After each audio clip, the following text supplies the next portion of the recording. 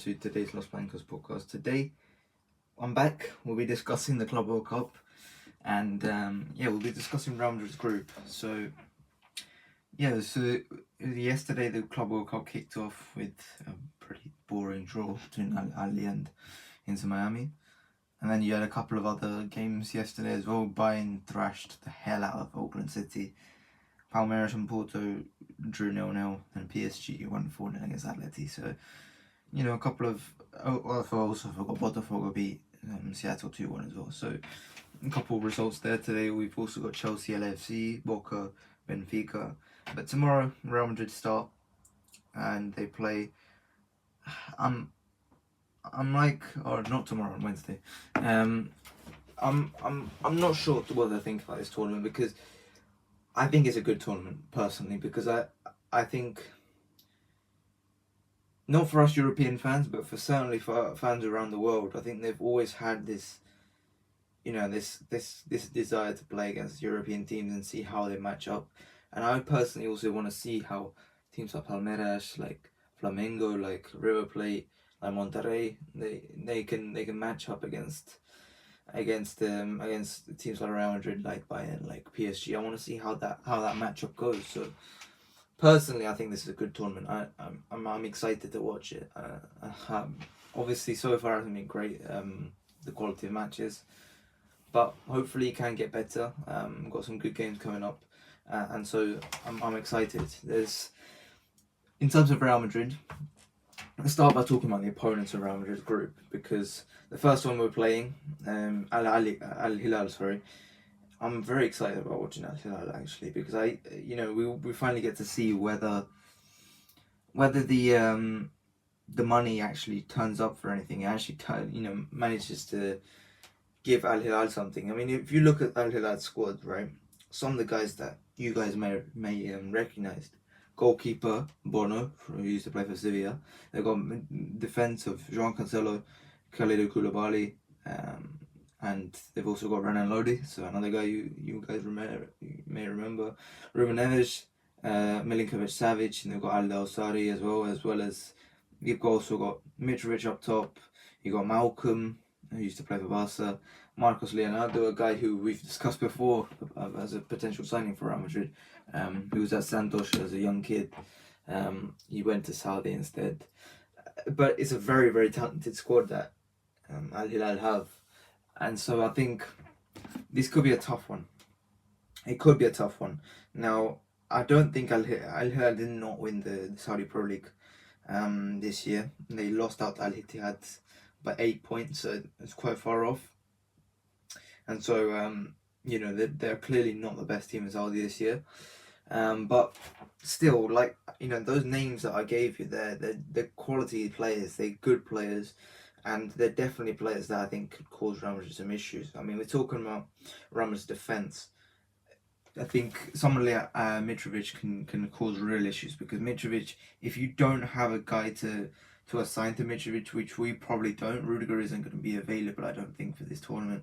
So I think, Mitrovic isn't going to have that guy to assign to him. That's a big issue. That is a big issue, because we need to have that that guy who's able to be assigned to Mitrovic, because Mitrovic is a big guy. He's you can struggle. Teams struggle to handle him, and so I think that could be certainly a bit of an issue for Real Madrid to have to deal with Mitrovic in this tournament. I want to talk about Real Madrid now. We've talked a bit about Al Hilal, but they've also got Inzaghi as their new manager as well. I forgot to mention that they've got Inzaghi. They brought in Inzaghi, which is a big one. It's a big managerial signing, because it's he's a huge name in European football, and obviously the final didn't go so well. But in terms of this tournament, I think you couldn't have got a better manager for this than Inzaghi, to make a name for yourself, make a name for Saudi football. I think it's a huge opportunity for them, and I think they can definitely finish second in this group. Let's talk about Real Madrid now. We've got a new manager, new signings, all coming together at this point. And so the first thing I think Xabi Alonso needs to sort out is that defence. We need to know what system we're using. We need to know what formation we're using, because there's been talk about the 5 back. I don't know about whether he's going to actually do that in the end. I think he will just stick with a 4-back. But you gotta sort those questions out now. I think the situation is you got Dani Carvajal coming back now, so Dani Carvajal is available for this tournament, as well as Trent Huijsenhausen is there as well. Rudiger is in the squad list. I just checked. I'm not sure about the practicality of him playing though. So you also got Asensio ready, you got Alaba ready, you got everyone almost available for this tournament. So I think there's no problems there. I think let's start by talking about my preferred defense. So yeah, let's start with the defense. In goal, obviously it's Thibaut Courtois. There's no other option. I mean, Lunin's great, but you know, it's Thibaut for God's sake. Right back, now this is where the things get a bit difficult because we're going to talk about the relationship between Trent and Carvajal at this point. We need to figure this out because it's now a very real problem that we're going to have is whether we choose Trent or Carvajal at right back. Now an option is if we are to go 5 at the back, you can play Carvajal and Trent together if you play Carvajal at right centre back. But obviously if we're saying this could be a 4-back, then it's between Trent and Carvajal. Now, Carvajal's just coming off an injury, so for this Club World Cup itself, it's not much of a difficult choice. I think it's very obviously going to be Trent. However, going forward, this is going to be a bigger problem. We're going to have to figure it out. We're going to have to sort it out. But for now, Trent 100% a right back. I'm very intrigued to see how that relationship, and this is the first thing I think Xabi Alonso has to fix as well. Or one of the first things. I'm not going to say the first thing. But one of the first things Xabi Alonso has to fix is that relationship between Fede and Trent, because essentially in this Real Madrid team, Federico Valverde will be playing at right back essentially rather than Trent. Trent will be playing in the midfield. So as a result, we're going to have to make sure that relationship is there. They know what to do. I think the next thing we have to sort out is the fact that our centre backs. I think this is where things are going to be a little bit more interesting. I think Raul Asensio is going to have to play this tournament next to Dane Hausen. I think this is going to be a good centre back duo. But I think the reason why I like Raul Asensio in this role, more than Rudiger, is because of the fact that I think Raul Asensio's covering ability, his ability to play in a 2-back is very, very good. We saw that last season. And so I think his ability to cover for Trent is actually quite impressive. So I think you then have 2 layers of protection for Trent, especially in this Club World Cup. I think that's going to be very important. So I'm happy to have Raul Asensio. And then we saw Dane Hausen play for Spain this in the Nations League, and he was very, very good at bringing the ball out, and that's something I'm very excited to see. He was fantastic for them. Obviously, defensively, I think him next to Lenormand wasn't great. I didn't think it didn't impress that much, but I think it'll be much better next to Raul Asensio. And so I'm quite happy to see that. Left back is a big of an issue because we obviously didn't pull off the Alvaro Carreras deal in time, and you know that it does look like it's in a bit of jeopardy at this point, that Alvaro Carreras deal. So we'll have to see what happens there. So yeah, I wanted to start with talking about Fran Garcia because I think he's one of the guys who I think really could benefit from having Xabi Alonso and his coaching. Because if you guys recall, before Real Madrid signed Fran Garcia, Xabi Alonso actually wanted him at Bayer Leverkusen before they signed Alex Grimaldo. And so I think he fits the criteria to be a Xabi Alonso player. He's really, obviously we know what Fran Garcia is good at. He'll get up and down that pitch and he'll make sure that and I think last season he actually did a pretty good job on Lamine Yamal when he played against him. It's just Ancelotti didn't trust him when it actually came down to it. So I think Fran Garcia could actually have a bit of a revitalised season. In terms of Ferland Mendy, I think it's over for him. I just don't see a way in which he can come back and be of use to Real Madrid. At this point, like I'm just like I'm totally like I'm out on him, to be honest. So I've given up on Ferland Mendy and his ability to play for Real Madrid at this point. But you know, who knows? Maybe Xabi Alonso can use him, but. I'll mention this once again. When Real Madrid played last season, it was so obvious that Real Madrid were just outnumbered, and a lot of it comes down to the fact that our fullbacks are just not effective. And you know, when we play Ferland Mendy and Lucas Vazquez, so for me, Xabi Alonso, which will not accept it. So the only way I think Ferland Mendy can be of use for Real Madrid next season is as a left centre back if we were to play a back five. Otherwise, I think it's over for Paolo Mendy. I think it was such a stupid decision to renew him, to be honest. We shouldn't have done that, but here we are now. We have to see out that contract because let's be honest, nobody's going to want Paolo Mendy. So yeah, it's unfortunate. I think I'm excited about the midfield. I want to see how the midfield performs. There's been a lot of work talk about Franco Mastantuono. We'll give you a welcome podcast soon. Once the River Plate's played a few games, me and Sean will do a welcome podcast together and we'll talk about it, his signing. But for now, he's not obviously in our squad for this Club World Cup. I'm excited to see how he plays in this Club World Cup. I think it'll be interesting to see. There's also been discussion about Jude Bellingham playing a little bit deeper. I think this is necessary, especially if we're going to fix our build-up issues. You know, we've brought in two fixes, Dane Howson and Trent Alexander-Arnold, two fixes immediately, and if you bring Jude Bellingham slightly backwards, then that fixes that issue as well. So I'm really excited. We've already mentioned Fede in this podcast, and then Shermany I think is going to have a big role to play. Camavinga though is the guy who I think we need to talk about next, because it's time for Camavinga to make that step. You know, he's 22 years old now. He's getting old. He's getting old at this point, and it's time for him to make that step up, because at the end of the day, when we signed him, he was one of the best talents in the world. At this point, he's a good squad option for us, but I still have that hope that Camavinga can be a world class player. So it's really gonna have to come down to this season to see whether the Camavinga still got that potential. I still believe he has. He's just so exceptional in some of his abilities. You know, his tackling ability and his ball progression. You can see it are world class.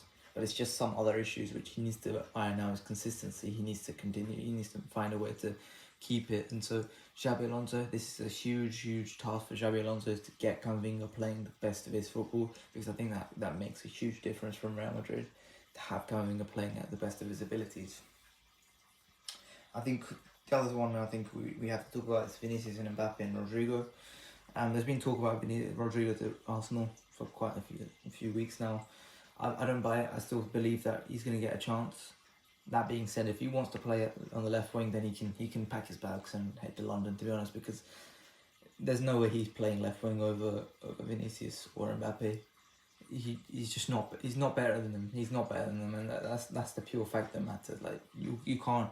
There's no way in which he can believe that he's on that level. So he's not on that level. So you know, he needs to improve. But I'm excited to see how he performs this season. And excited to see how Vinicius performs this season as well. I think this could be huge for Vinicius, getting a new boost of confidence. It's very obvious to me that what Vinicius and Mbappe were missing last season was a bit of discipline, a bit of tactical discipline, I should say, in terms of how they played. Because a lot of the times you're talking about individuality, you're talking about guys creating on their own, but when the players are starting to lose a bit of control of what they're doing, they just aren't having the best of ideas like they did last season. Vinicius was struggling with what he was trying to do. At that point, you need to bring some tactical discipline in, and you need to bring some set plays in.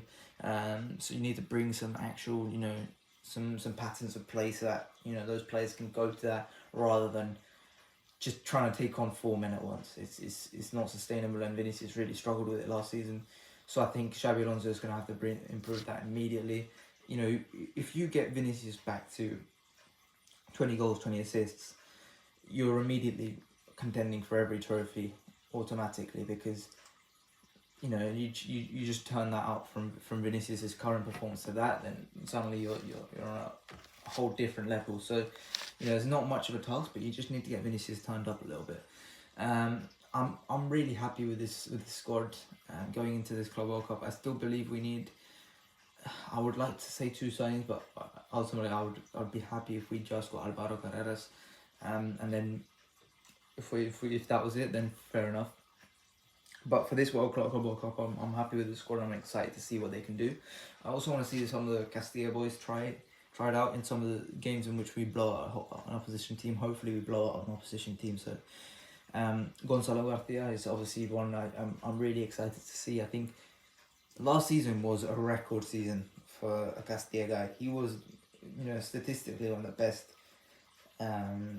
best Castilla players of all time. I'm just looking up his stats last season. He was fantastic, and he scored 25 goals for Castilla in 36 games. It's one of the best outputs from Castilla player of all time. So the fact is that we should be more excited about this guy. He's a really, really, really damn good talent. But we're not for some reason. I'm hoping that he stays. Actually, I'm hoping that he stays this season because I think he can be a useful player. And the same goes for Victor Munoz as well. At the end of last season, I was really impressed with his performances. Although, he obviously messed up that chance against Barcelona, but I was really impressed with some of his performances. He was really quick, really. He's raw speed, raw ability, raw attacking movement, all that kind of stuff. It was really good. He obviously needs a bit better decision making and finishing and stuff like that, but that comes with time. If you use him as just like a substitute, I think he can be a useful player for you, and I would hope to see him sometimes in these next few games, because I think he can be a useful player. Jesus Fortea is another guy who's been called up finally to the first team. I'm really excited to see whether he can be used. Diego Aguado, another one who's really exciting. Joao Martinez hasn't been called up for this one, but it's okay. Well, hopefully he gets a few minutes. Chema, same thing. I think Chema can be a solid player for us if we use him. So, some of these guys, I think, if we were to look at the full Castilla guys, the goalkeepers, Fran Gonzalez and Mestre. Centre backs, you've got Jacobo. Yeah, that's it. Left back, we got UC. Right backs, you got Fortea. I forgot Diego Aguado as well. We got Chema and Mario Martin, and then up front you got Gonzalo and Victor Munoz. So quite a few Castilla players. Hopefully we can see a couple of them, because I'm excited to have that ability. I think all of them are good players, and I hope so. Hopefully they can be used a little bit more. But yeah, I'm excited. I'm excited for this tournament. I mean, let's talk about the other two teams in our group, because it's a difficult group, kind of, not really. Start with we've already talked about Al Hilal, but I think they're the toughest team in our group. You look at their squad, they're obviously just a fantastic squad, European level squad. So I think we should be wary about them. The other team, Pachuca. I have been following Liga MX over the last few years. Last year, I should say. Not last few years. Last year, I was following Liga MX, mostly following Club America, seeing if they could win. Unfortunately, Club America kind of lost in the last in the final. So, but alas. So we obviously met Pachuca in the Intercontinental final, where we beat them 3-0. At that point, they were 16th in Liga MX, where there is no relegation. There's no relegation in Liga MX. They kind of put that on pause for some reason. I forgot the exact reason why, but they finished 16th out of 18 teams in Liga MX in the first half of the season. MX is weird rules. There's two halves, two separate tournaments basically within the season. In the second half of the season, they did improve. They finished 8th and they got into the knockouts, in which they lost at some point. Just looking at where they lost. They lost to my Club America. They got beaten up 2-0 in the quarterfinals. So they didn't really pose a threat. They're not really at the top of Mexican football at this current moment in time. They're not really an amazing team. I'll have to say Pachuca. I'm struggling. I think Mexico had better teams to send than Pachuca, to be honest, and I'm a bit disappointed that they sent Pachuca and not Club America, or they didn't send Toluca. But alas, they sent Pachuca. I mean, some guys you might know. I'm just looking through the squad. I mean, the first guy who I obviously know is, I think you guys will know him, Salomon Rondon. He used to play for Newcastle. You've also got Idrissi, who used to play for PSV. And they used to play for PSV. They got John Kennedy. I think the biggest thing about John Kennedy was the fact that he's a big diver. They've also got Robert Kennedy, who used to play for Chelsea. Didn't really play for Chelsea. but it's not really a great side. I don't think Pachuca, and to be fair to Pachuca, they did play well in the final against Real Madrid. And one thing I will say is they do turn up for tournaments. They do know how to play these type of tournaments. So they are a tournament fitted team. They know how to play these tournaments more than league formats.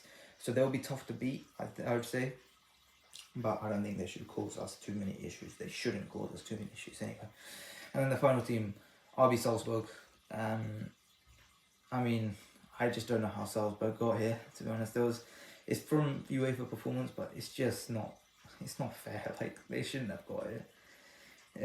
Because I mean, if I look at the Austrian Bundesliga, then they're not even the best team in Austria anymore.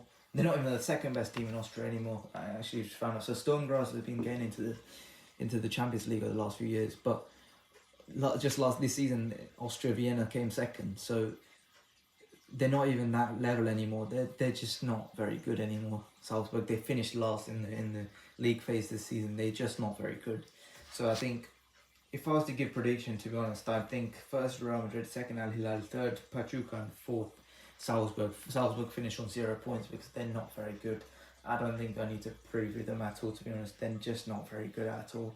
And it's kind of a shame that they got into this tournament and not some other team.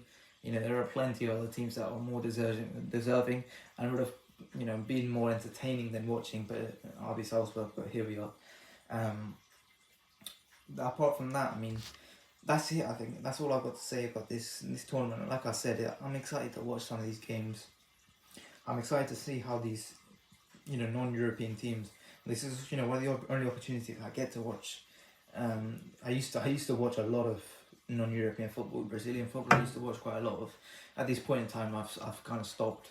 But I'm excited to watch these teams play, and hopefully, Real Madrid can cause a big issue, because we have our own issues. Hopefully Xabi Alonso can fix them. It's a good opportunity for some competitive football, and to find out whether we can compete. And well, we'll see with PSG. PSG look absolutely ridiculously good. We're gonna have to go through them at some point, because I don't see any other team in Europe or in the world beating PSG currently. So if anyone's gonna beat PSG, it has to be us. So we're gonna have to find something out. But apart from that, that's all I've got to say on this Club World Cup. Like I said, there'll be a Más Tanto Honor podcast soon. But that's it from me today. I hope you guys have enjoyed. Please like, subscribe. I'll see you guys later. Bye bye.